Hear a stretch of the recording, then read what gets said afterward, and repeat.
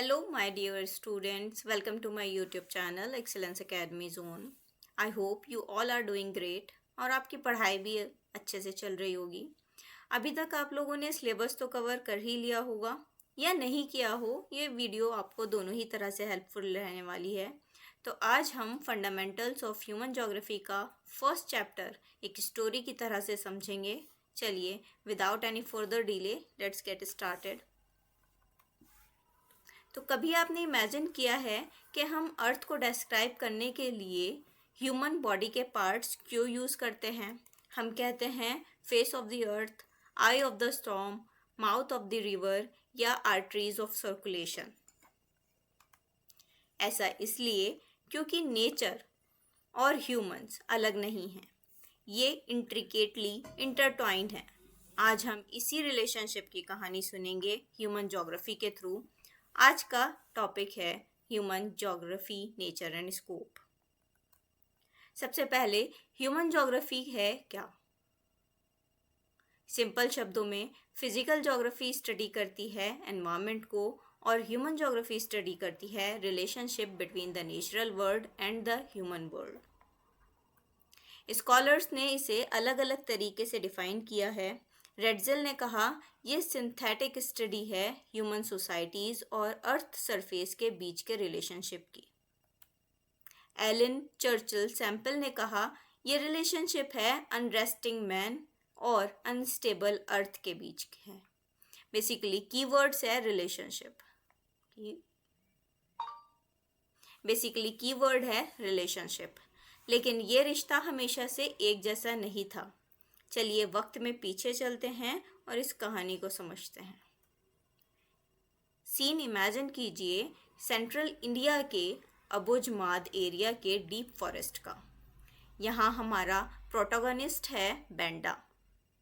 Benda एक primitive society का हिस्सा है। वो एक लॉयन क्लोथ पहनता है और अपने हाथ में एक्स लेकर जंगल में शिफ्टिंग कल्टीवेशन करता है। जब वो प्यासा होता है वो स्ट्रीम से पानी पीने से पहले लुई लोगी, जो कि एक फॉरेस्ट स्पिरिट है, उसका शुक्रिया अदा करता है। बेंडा नेचर से डरता है, उसकी पूजा करता है। क्यों? क्योंकि उसके पास टेक्नोलॉजी नहीं है। वो नेचर की सुनता है और उसके हिसाब से अडेप्ट करता है। इस सिचुएशन को जोग्राफर्स कहते हैं एनवायरमेंटल डिटर्मिनिज्म।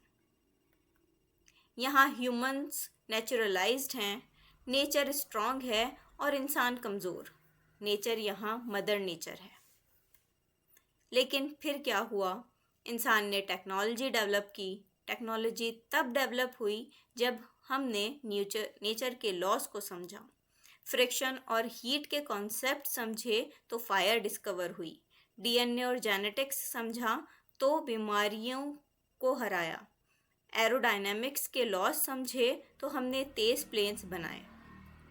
जैसे जैसे टेक्नोलॉजी बढ़ी हम नेसेसिटी की स्टेट से निकलकर फ्रीडम की स्टेट में आ गए। अब मिलते हैं कारी से। कारी रहती है ट्रोंडियम, नॉर्वे में। वहाँ बाहर बहुत ठंड है, फियर्स विंड्स हैं, लेकिन कारी 8 बजे काम पर ड्राइव करके जाती है कंफर्टेबल 23 डिग्री सेल्सियस टेम्परेचर में। वो जिस ऑफिस में काम करती है वो एक ह्यूज ग्लास डोम के अंदर है जो स्नो को बाहर रखता है और धूप को अंदर आने देता है। नॉर्वे के ठंड में भी वो ट्रॉपिकल फ्रूट्स जैसे कि बनाना और कीवी खाती है। ये क्या है? ये है ह्यूमनाइजेशन ऑफ नेचर। अब नेचर हमें डिक्टेट नहीं कर रही, हम नेचर को मॉडिफाई कर रहे हैं।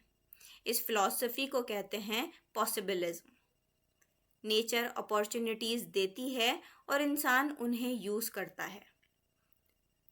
तो क्या इसका मतलब है हम नेचर के साथ कुछ भी कर सकते हैं?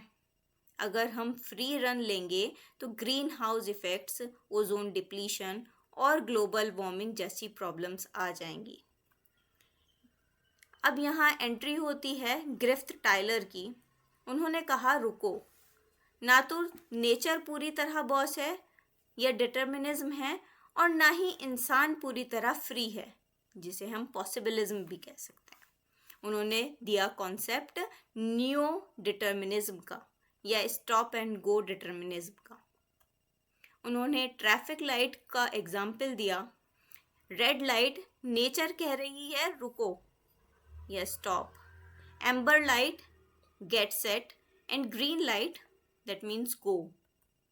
मतलब हम डेवलपमेंट कर रहे हैं लेकिन नेचर की लिमिट्स, रेड लाइट सिग्नल को रेस्पेक्ट करते हुए। हम नेचर को तभी कॉन्कर कर सकते हैं जब हम उसे ओबे करें। ये है मध्यम मार्ग, मिडिल पाथ। ह्यूमन ज्योग्राफी का स्कोप वक्त के साथ बदला है। कॉलोनियल पीरियड सिर्फ एक्सप्लोरेशन और डिस्क्रिप्शन होता था।